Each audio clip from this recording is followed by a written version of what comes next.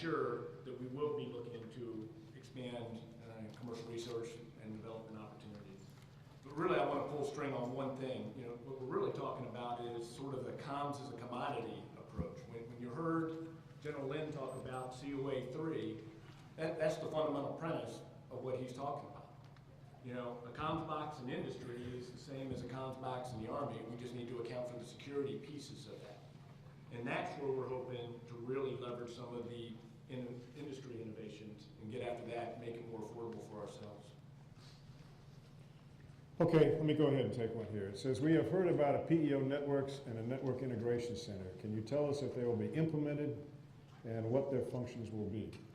So I think right now, if you begin to look at kind of how we're organized in the acquisition community, one would say in some cases, everybody's playing in the network. You got PEO IWS, PEO C3T, PEO Soldier, PEO you got jitters, you got everybody kind of playing in this thing called the network. And yet what has happened is we have found out that as we have delivered, as we talked about there, all the cloud capability, we in many cases are not delivering it as an integrated fashion. So right now there's been an effort specifically at the, if you want, the tactical cloud to really sort out what needs to be done at PEO integration. Again, working kind of with General Walker down here in terms of the AETF to figure out how are we bringing all these disparate systems to essentially function and support the soldier that we're trying to deliver a capability to today. So the acquisition community, and we don't have anybody from up here from the acquisition community, is sorting through that right now. And so I think that, yes, that will come to bear as they kind of rethink exactly how they're going to be organized. With respect to a network integration center, this is a concept that's been put together to, again, talk about all the disparate efforts that we have at the headquarters, where you have some aspects of G2, G3, G6, and so forth, trying to do piece of the network. And so, again, focusing with the LandWarNet Battle Command, Colonel Morrison's team, try to bring that to bear in terms of a single organization where we'll do some network integration there at the headquarters to include support, if you will, from our system engineering folks at MITRE, and then parlay that in terms of a mirrored capability down, if you will, at Fort Bliss, so they're kind of seeing the same thing. So over time, to try to get at some of this issue that, quite frankly, is confounding our soldiers over in theater. Okay, General Bowman, I think you have another question. I do. You talked about data and decoupling from applications. Most of the time, when we talk IT, we're talking infrastructure. Can anyone talk to the process or progress of the data management directive? And do you see some type of business intelligence organization being established? We didn't, over the last couple of years, make the progress we needed to make with regard to data. We took our data guys and we all lined them up to help with the Army Suicide Prevention Task Force. And largely that's the output that they produced last year, was just what we needed to get through that big issue that we had as an Army. We have since restructured and refocused our data guys so that we can take a better approach and put out more deliverables with regard to data that are meaningful. Not to say that the stuff in the past wasn't meaningful, but we lost ground because we weren't accomplishing what we needed to over the last year. So under Gary Bloom, we're rebuilding the data team. I don't see us bringing in a business intelligence group to help us with that. I see us working together with Charlie Flynn down at TRADOC and some of the other senior leaders to figure out what's best. We're going to pick the targets, we're going to focus on deliverables, and we're going to end up we're going to make up time that we lost last year. Not a real good answer to your question, but that's the best I can do. It was me or somebody else, and I lost a draw on that one. That's a good answer. That's a good answer. All right. Go ahead, Mr. Rivera. I can't read the second word, so I think it means something with respect index with BRAC, 15 September 2011 is as of today, 309 days away. Given that, what is the proposed timeline to migrate email and apps from closing installations to the DoD DISA enterprise solutions? Pragmatically, is that really possible? So I'm going to break the comment or the question into two pieces. So enterprise email, I'll break it into enterprise email and applications. Enterprise email is, although the Army has come to DISA to provide an enterprise service, this is a joint team effort. We have members from all over the Army, General Knapper's organization, General Sorenson's organization, DISA. We have some of the best architects in industry working this. And so pragmatically, it will succeed because we're going to do everything we can to make sure that we are collectively as a team, not just DISA, not just the Army, but making this a success. So I have full confidence that we have the smartest folks working on this on a day-to-day basis. We're briefing the senior leadership every weekly, almost weekly, on progress, critical paths, challenges, and trying to break any of those molds as we go forward. With respect to applications, I think that's going to be a challenge from two perspectives. Looking at enterprise opportunities, enterprise applications, and of course addressing those in one venue, and the second is how you address in the legacy environment. Does it make sense to push the legacy up to the top? Does it make sense to sundown them? Does it make sense to maintain them in a different location? I think that falls all under what General Bowman's APC consolidation plan across the next 4 years is going to look at. So I'd like to break that into two pieces. One, to make sure that people walking out of here know that there's a team effort going on for enterprise email. It's not just a DISA-centric solution. It is a DoD-centric solution, and that and we will be successful in that. Okay, very good. General Hernandez. You mentioned our cyber having proponency for .PF. Will that proponency be at the Signal and Intel Centers of Excellence in the tradition of General Bowman? No. So now, Not that you broke the ice. now that I got your attention,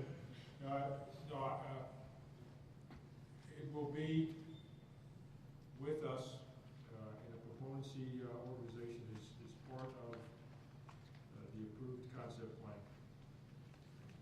The challenge will be to ensure that we're fully integrated with trade. And that will ensure that we're with the, if you start from the bottom and work up, PF across the MI as well as the Signal Center of Excellence, through CAC and some work that CAC is doing, and then into ARCIC. So that's how we're working proponency. I'm pretty convinced that we need to stay nested from top to bottom. And when I say top, it's the direction in which U.S. Cyber Command is going and how it is that we're working requirements in the .PF way for the service that's consistent with that direction while ensuring that we maintain Army records. So that's work that I expect fully integrated with TRADOC. And I think General Lynn's question earlier about what are you doing for more technical skills in there. So as we looked at the Signal FAA last week, the example was now from a proponency hat, what's my thoughts with respect to the Signal FAA to ensure that the cyber .PF is being addressed at the appropriate level. And that's the innovation that needs to occur. Okay, thank you. General Knapper. What types of apps will be integrated into the cloud? For example, identity management using biometric capture devices in the field. Who develops the apps? What's the certification process? So, who develops the apps? I'm going to start in the middle. It's still functional proponency that develops apps, okay? But they have to come to the criteria established in the common operating environment that General Bowman espoused. And then where they're hosted is wherever it makes sense. The G2, G3, and G6 of the Army are working that very closely, especially for the Intel apps that are out there today, like biometric and others.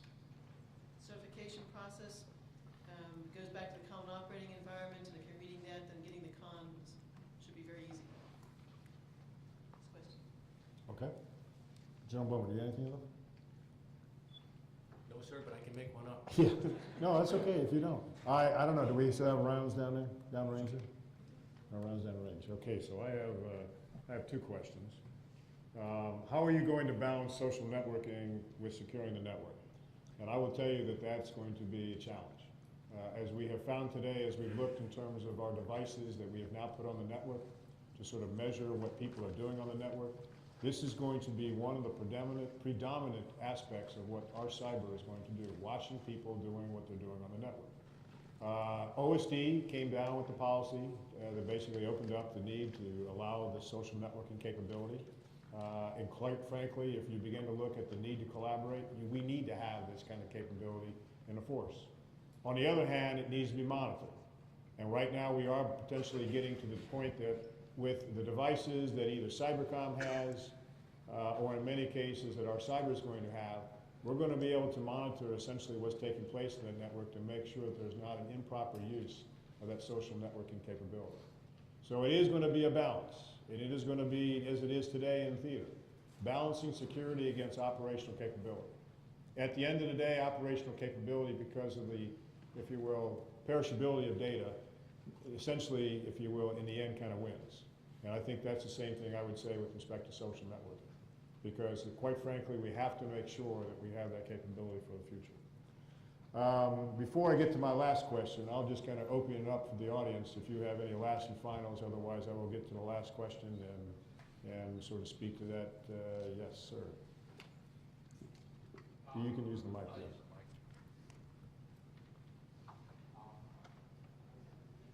Switch yours. Is Hear me? it? Yeah, yeah.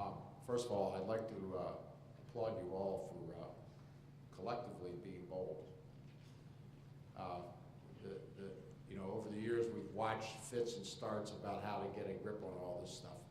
And I have to say, although there's a lot of people in the industry may not agree, but you have to pull in the perimeter a little bit to defend it. And there's always a question in my mind why we had .army.mil, .navy.mil, .joe, you know who, .mil.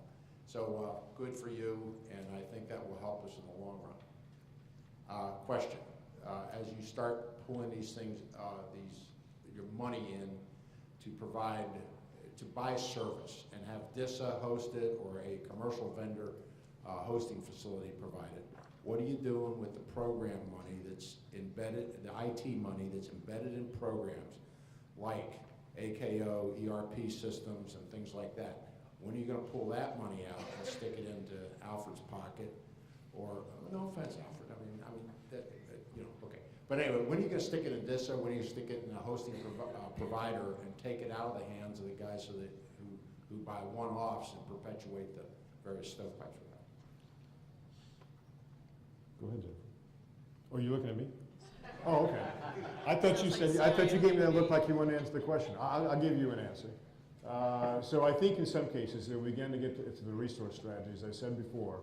We have now laid in place a lot of the issues with respect to the common operating environment, the 2B architecture, and so forth. So as we begin to look at what we're trying to build out, as that goes through the G8 lens, you're going to begin to see, or we're going to begin to see where the money's being spent. Already to date, when we went through this whole exercise with, if you will, the email, we were wrestling with this issue with respect to AKO. And until such time that we can actually make that transition, AKO will continue to be funded, but over time, when we move to the 1.4 million CAC users on enterprise email and getting their delivery of services, if you will, SharePoint or whatever, we need to take another look at what AKO is doing and essentially what we need to do to see what the future is. That, I would continue to say, is an issue with ASALT, that ASALT's going to wrestle with. And we're going to work with them on it because I think there's a lot to do there. With respect to the ERP systems, I would tell you right now, in terms of what General Durbin's doing with the OBT, that whole effort, all those particular ERP systems are going through a complete review as we are preparing to, if you will, meet OMB guidance and directives. So I think over time you'll also begin to see that some of that, as we talked about in the data strategy that General Bowman talked about, we want 80% of this right now to kind of stay within the government cloud, 20% of it to migrate to the commercial cloud. That number may change. I will tell you, a person who's really spearheading the need to kind of move more to that is the Vice. And I think it makes sense. But until we resolve some of the security issues and understand what that is when we get the results from the Area Processing Center, RFP, we don't know what we have. We don't understand what that baseline is. So until we get that information, I'm not exactly sure how that will be. Anybody else? Last and final before I go to my last question.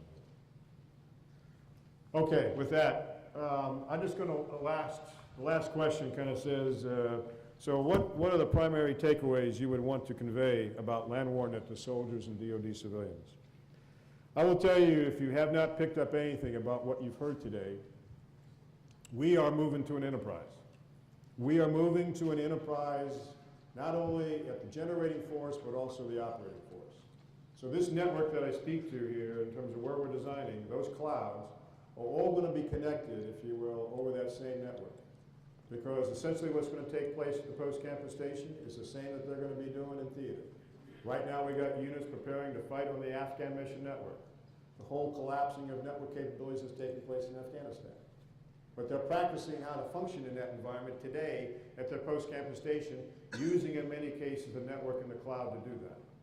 So for the soldiers and civilians, my comment to that would be, we're transforming this enterprise to make your access to the network simpler. Today, when you travel around and you move, as we talked about when soldiers deploy, everything is a kabuki dance in the background trying to change how you connect to the network, what your email is, what your new phone number is, what your new collaboration capability is.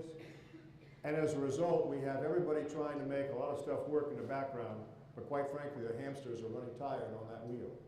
And so we're going to come back and take that network and build out an enterprise so that just like today, when you travel around with your BlackBerry, and you travel around anywhere you go, whether it's Pacific, Afghanistan, Korea, whatever, you have one way of connecting to the network. And oh, by the way, the provider is there for you. And that's essentially what we're trying to build here with GNet, just as we demonstrated with 75th Fires Brigade, basically deploying as a striker brigade into the theater of operations, functioning on a network that was there to support them whenever they needed to. So again, your ability to connect will be seamless, transparent, and in many cases a lot simpler than it is today because you will have an enterprise. Lastly, I just want to sort of thank the panel for their time today. I want to commend them for their ability to stay on task, on mission, to respond to questions rather quickly, so that you could get from the audience, if you will, information that typically in many cases you think about, you don't get the time to ask the question because the panel takes so long to do the presentations that you don't have that ability, and then we line up and everybody's asking 15,000 questions. So I want to thank the panel for staying on message, for being here to participate. Lastly, I want to thank you for your attendance. Hopefully you're walking away today with some information about where the Army and DoD, specific in this case DISA, are partnering, what it means as well with our brethren in the Marine Corps. But we are transforming the way we are delivering C4 IT services. And it will manifest itself in the resource strategy. It will manifest itself in a different acquisition strategy. It will manifest itself in a different way we are defining requirements for those that are going to deploy. And so all those changes are kind of at the forefront right now, coming to fruition. And as we build this palm, it's going to be a different story. So again, I want to thank you for your attendance, and those that are contractors in the audience today, I want to thank you for what you do, because even though we've delivered a lot of capability, in many cases, folks are at the end trying to make it all work. The capability you have enabled with our warfighter is basically superb. Okay, having seen it and deployed with it in terms of what some of the guys here have deployed with here, their testament to what you have delivered is absolutely extraordinary, superb. But at the end of the day, we've got to make sure we get to a plug and play, because no matter how superb it is, if it doesn't plug and play, it's just something collecting dust. Okay. So again, I want to thank everybody for their attendance and participation, and the panel stands ready to, if you will, answer any other specific questions you didn't want to ask in the public audience. But anyway, thank you very much.